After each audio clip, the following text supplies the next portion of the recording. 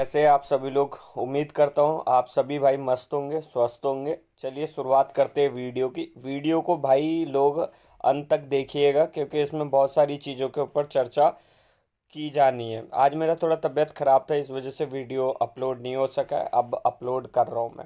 यहाँ पे हम लोग चर्चा करने वाले हैं MCCRE 2024 रिजल्ट के बाद अब क्या।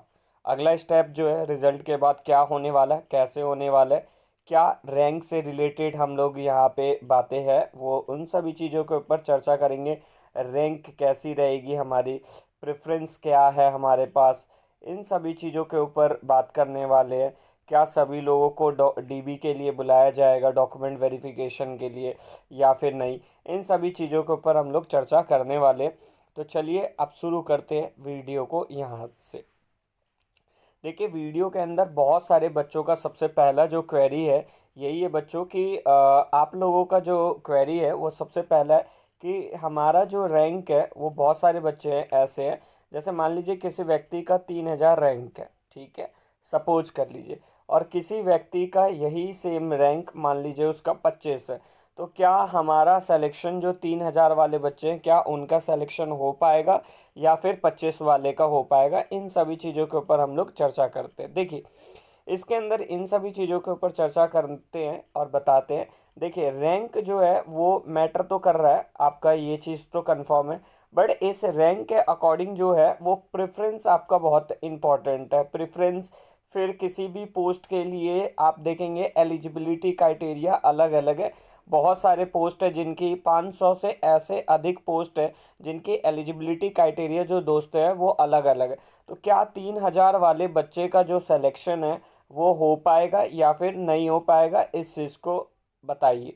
तो देखिए, हम आपको गोल मोल नहीं घुमा रहे बातों को, हम ये सीधे सीधे बता रहे हैं कि जो 3000 रैंक वाले बच्चे हैं उनका भी सिलेक्शन उतना ही होने के चांसेज है जितना कि अगर कोई रैंक 30 के ऊपर भी है दोस्तों, रैंक 30 वाला है, उसके भी उतने ही चांसेज है जितना कि रैंक 3000 वाले के चांसेस है। क्योंकि लिस्ट में क्वालिफाई जो बच्चे हैं ना, वो 8 टाइम्स एम्स ने दोस्तों बुलाया है, 8 गुना एम्स ने बच्चों को बुलाया। तो लगभग लगा लीजिए कि 6,600 के करीब दोस्तों आपकी पोस्ट है, तो उसका 8 गुना कितना हो जाएगा, 4800 के अराउंड इन्होंने बच्चों को सेलेक्ट किया है। और सभी जितने भी बच्चे हैं दोस्तों, उस उन सभी लोगों को डॉक्यूमेंट वेरिफिकेशंस के लिए बुलाया जाएगा। और ये सारा का सारा जो होगा वो प्रेफरेंस के अकॉर्डिंग आपको फॉर्म को फिल करवाया जाएगा। और इसकी जो डेट है ना, वो 25 तारीख से 25 मार्च से आपकी स्टार्ट होगी। आप देख रहे होंगे जो नोटिस आया हुआ है उसके अंदर डेट ये मेंशन किया गया है। बट इसके अंदर भी है कि जो प्रेफरेंस है वो अलग अलग है। कई आपने देखे होंगे कई चीज़ों में स्किल टेस्ट भी दिया हुआ है। तो स्किल टेस्ट वालों का अलग से लिस्ट आएगा उन बच्चों को। अब मान लीजिए कई स्किल टेस्ट वाले बच्चे हैं, उनका ना कई का क्या बोलते हैं, रैंक जारी नहीं किया गया है। तो रैंक अगर दोस्तों उनका जारी नहीं हुआ है, इस वजह से नहीं हुआ है क्योंकि वो बच्चे जो है वो डीमोटिवेट हो जाएंगे। ठीक है, अगर मान लीजिए उनका रैंक जारी हो जाता है, किसी का मान लीजिए 100 नंबर है 400 में, और किसी का दोस्तों रैंक जो है वो उसका 300 नंबर है 400 में, तो ऑफकोर्स ही बात है कि जो बच्चा होगा वो डीमोटिवेट हो जाएगा 100 वाला, और वो अपना इतना अच्छा परफॉर्मेंस नहीं दे पाएगा। इसी के चक्कर में एम्स ने बहुत सारे पोस्टों के लिए रैंक को जारी नहीं किया है। अब जिनमें रैंक जारी किया गया है, जैसे हमारा हॉस्पिटल अटेंडेंट वाला जो पोस्ट है, या उसमें आपका एमटीएस वाला जो पोस्ट है, या मॉर्चरी से रिलेटेड वाले जितने भी पोस्ट है, उन सभी में आपने देखा होगा रैंक को दोस्तों क्या किया गया है, जारी किया गया है। तो क्या रैंक वाले जितने भी बच्चे, 3000 वाले बच्चे, 4000 वाले बच्चे, उन सभी लोगों का सिलेक्शन हो पाएगा? तो मेरा आंसर है हाँ, सभी बच्चों का सिलेक्शन हो पाएगा। बस ये ध्यान रखना है कि उनके प्रेफरेंस के अकॉर्डिंग ये सारा का सारा जो होगा वो काम करेगा एम्स, और मेरिट लिस्ट के हिसाब से ही सारी चीज़ें बनेंगी। अब कई बच्चे होंगे जिनका प्रेफरेंस अलग अलग होगा, अलग अलग क्राइटेरिया के हिसाब से, क्योंकि 500 पोस्ट है दोस्तों, और 500 के लिए अलग अलग है। ओटी वाले जैसे बच्चे हैं तो उनके लिए अलग होगा, ओटी के लिए अलग प्रेफरेंस मांगा गया है। एचए के लिए बहुत सारे बच्चों के पास फर्स्ट एड का कोर्स नहीं होगा तो वो मांगा जाएगा। कुछ बच्चे एमटीएस पोस्ट के लिए एलिजिबल होंगे तो उनके उनके लिए 10th की डॉक्यूमेंट होगी। तो बहुत सारे क्राइटेरिया है इसके अंदर, और उस एलिजिबिलिटी क्राइटेरिया को जितने भी बच्चे फुलफिल कर पाएंगे, ठीक है, ये ध्यान रखना, फुलफिल कर पाएंगे उतने ही बच्चों का क्या होगा, सिलेक्शन होता हुआ चला जाएगा। तो सभी के बराबर बराबर चांसेस है दोस्तों, घबराने की ज़रूरत नहीं है।